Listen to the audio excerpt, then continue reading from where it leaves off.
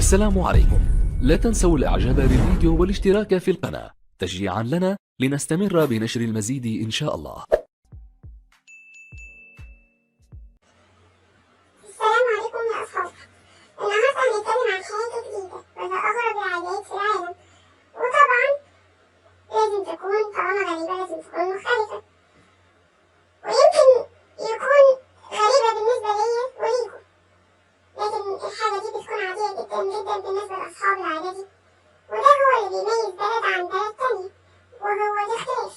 والاختلاف أنواع، يمكن يكون يا أصحاب الاختلاف في نوع الأكل، ويمكن في القوانين، ويمكن الله، ايه العيلة دي؟ الناس دي ازاي؟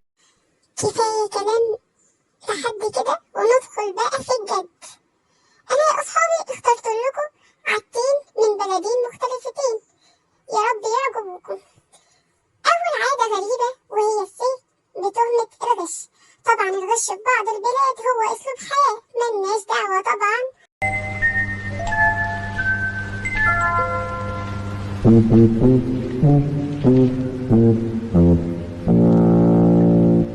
لا مرزوق مرزوق، انت ولا انت ولا السؤال الاول يا ولا. ايه عايز ايه؟ في ايه؟ لا ده انا كنت عايز منه المنقله. منقلة ده امتحان لغة عربية. لغه عربيه بص في ورقتك احسن لك. قول يا ولا هتسوح يا ولا. قول الاعراب بتاع الجمله، اعراب الجمله.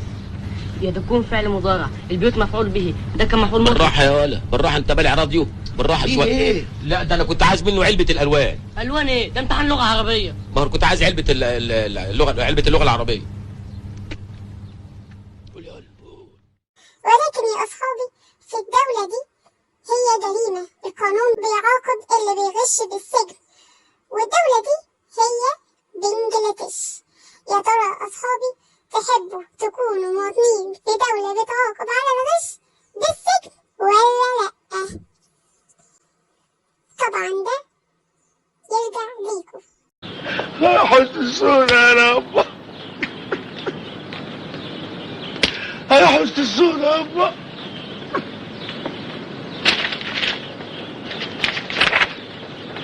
يا حسن الصورة يا رب. تاني عادة يا أصحابي، ودي عادة ما أتمنىهاش تطبق على ألد أعدائي، يصعب عليا بصراحة، وهي عادة بتتم في الهند طبعا معروفة بغرابة بعض العادات فيها، وهي عادة تكسير جوز الهند على الجماجم، رغم يا أصحاب التحذيرات الكتيرة ليهم من عواقب العادة دي، إلا إنهم بيعملوها كتير. يا ترى إيه السبب اللي بيخليهم يعملوا العادة دي؟ هتسألوني وهجاوب.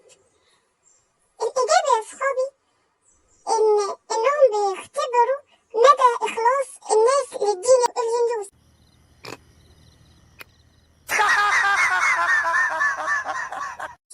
الحمد لله على نعمة الإسلام. أنا مش عارفة إيه اللي بيعملوه في نفسهم ده. هما بقى بيعتقدوا إن ده هيخليهم أكتر صحة ونجاح، يدينا ويديهم طولة العمر، ربنا يهديهم. كابتن هو كله ضرب، مفيش شتيمة ولا ايه؟ وكده يا أصحابي إحنا كده خلصنا العادتين اللي أنا اخترتهم النهاردة في الفيديو، يا رب يعجبوكم، وقولوا لي يا أصحابي تحبوا تشوفوا إيه عادات مختلفة من بلاد مختلفة، وإيه اللي انتوا شفتوه مختلف وتحبوا إن إحنا نقوله ونتناوله في الفيديوهات التانية. باي باي يا أصحابي.